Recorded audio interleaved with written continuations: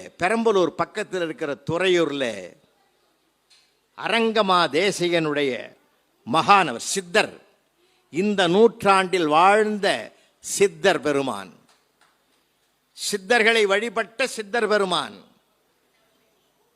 தன்னுடைய இல்லறத்தை எல்லாம் துறந்து ஒரு மிகப்பெரிய தவ ஞானியாக அங்கே தன்னை வெளிப்படுத்தி என்ன செஞ்சார்? தினம் 1000 பேருக்கு சோறு போட்டார்.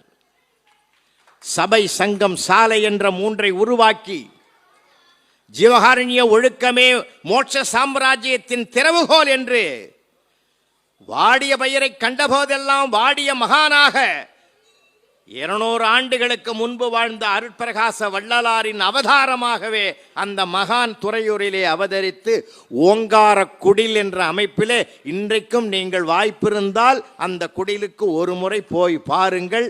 ஒரு நாள் அங்கே பௌர்ணமி அன்று மகானுக்கு பூஜை நடக்கிறது. அந்த அன்னதானத்தில் கலந்து கொள்ளுங்கள். அங்கே வாசல் கிடையாது.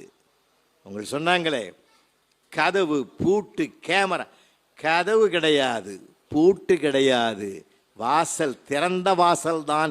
24 மணி நேரம் அரிசி மூட்டைகளும் பருப்பு மூட்டைகளும் அது அங்கேயே கிடக்கும்.